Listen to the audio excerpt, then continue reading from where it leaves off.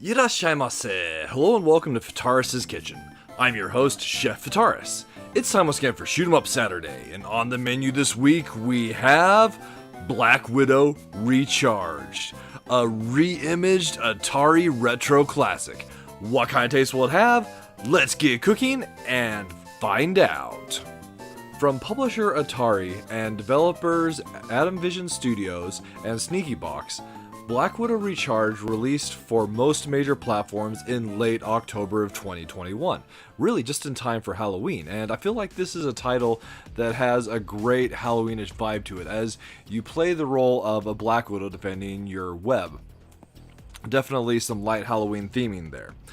It's a reimagining of the original Black Widow, which released to arcades in 1982 from Atari. So that's one that I wasn't familiar with from Atari's back catalog of titles, and really it's definitely a bit disappointing that I hadn't noticed this one before, as it's a fun multi-directional shooter that used vector-based graphics. So I think something kind of along the lines of Tempest, and well, those kind of games have a really distinctive look and oftentimes are quite fun to play. And if I had seen this one in an arcade, I would have wanted to go and play this one. So fast forward to 2021, and we have this reimagining, and while I do think it's fun, honestly, I would probably recommend waiting for a sale, as I feel like the price point is just a little bit too much with how light the content that's here is. So saying that, let's dive into the main menu and take just a quick glance at what we do have here. So of course the main meat of the game is this arcade mode, but there are also some additions to the title itself. So you have the challenge mode, which basically provides you with all these various challenges, which you can play in both single player and multiplayer. It's actually one of the big strengths of this game. So like the challenges that we currently have available, you like this one: kill 20 grenade bugs, survive for 60 seconds, kill 50 mosquitoes, and it goes on and on. It's really nice having that kind of addition to the game, but I still don't feel like it adds enough to the gameplay itself. There's also some achievements which tie in with all of that. None of them seem particularly difficult, as with my time in the game I've already unlocked most of them, and then you've got some relatively bare bones settings. Though I will say there is one thing that I do really appreciate. Under the graphics setting, we do have this colorblind mode where you can set it to several different colorblind settings, and I really appreciate that for the accessibility that adds to gaming itself. So huge kudos to the developers for having that kind of a mode in there. Anyway, we're going to be showing you the game just in base arcade mode, as it's really best described as just kind of a coin-op arcade experience. So starting the game, if you're playing in single player, you'll just be dropped right in. In two player, you're asked to basically confirm your controllers, and bam. So in the original, you would have one stick that would control the direction you're moving, one stick that controls the direction you're shooting. And that holds true in this particular update, but it sets it up in a more of a traditional twin-stick shooter scenario, and I really appreciate that, as if you've watched my channel for any length of time, you know I absolutely adore twin-stick shoot-em-ups.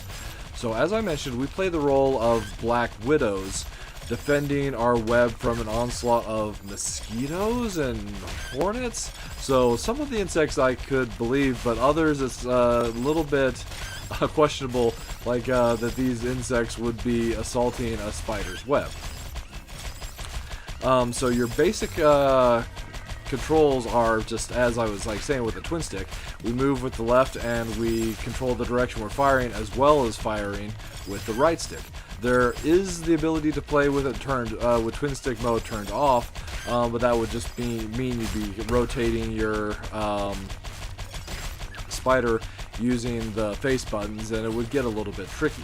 So in addition to our base shot, there are a dozen power-ups in the game that we can collect throughout the course of playing the game.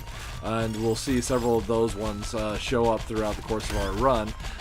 If you're playing in single player, what the ability of the power-up is located in the bottom left or the bottom middle of the screen, but if you're playing multiplayer, it'll be under the player's web in either the bottom right or the bottom left. So like this power up here, for example, it doesn't actually just show you what's there, but this is the power-up Fear. So it causes the enemies to run away from you as well as get stuck in the spider web. The yellow spider just picked up the 7 shot. That's basically your spread shot, and it's like an awesome, almost like shotgun-like effect. Definitely the best power-up in the game, in my opinion. In addition to all the various power-ups you can pick up, we also have this awesome charged web. That web charges up by picking up these dollar signs. So the dollar signs themselves confuse me. I'm assuming that that was just what they decided to go with for simplicity with the original game, but with Recharged, they chose to keep that iconography for your power-up, or rather your pickup. And that is what charges like the web. The web itself is a really neat conical blast. One thing to note with it though is it does take a second to charge before it goes off, so you do have to do a bit of dodging around, though that gives you a moment to aim the shot itself. So another feature that it was in existence in the original title was, for lack of a better way to describe it, the web charges up in certain spots, basically creating these barriers that you can't pass through. In this case, in this version, represented by just like the brightening of the lines itself. So actually, that particular set there was very detrimental to me. It was enough that I got taken out. And that's one thing to note is it's actually very easy to get trapped by those webs just spawning in inconvenient locations, thus resulting in your demise. Ah, sweet. So this is the spread. Basically, it's a 3-way blast. Really effective for taking out enemies that are directly in front of you. I actually really like this one. So in addition to the various enemies we face, the hornets, the ones with the yellow, bug parts, thorax, occasionally will lay these eggs, and those eggs can happen. One of two things can happen to them. They can either hatch into grenade bugs, which will explode and when destroyed. Although that explosion does help clear enemies, or alternatively, those hornet eggs will just themselves explode, being quite dangerous. So you do want to take care of those as quickly as you can. The primary way that you do that is you just press them off of the stage itself. So, as I mentioned, this is a coin-op experience, so quite often you'll just have runs where the things will be going quite well and then it'll just be over. And the whole idea is just this fun score attack. And actually, that one was a really good run, as that ended up being our best co-op run so far. And really, that's where I feel like the joy of this title is just doing run after run, trying to set the best possible score you can. However, that said, that's also where I feel the game is the most lacking. So at this point, you've seen basically the content that Black Widow Recharge has to offer.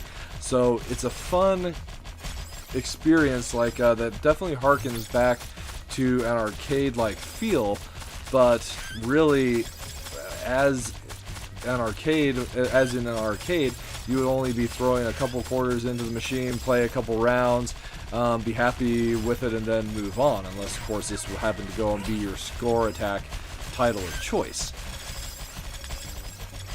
And it's like that general lack of content.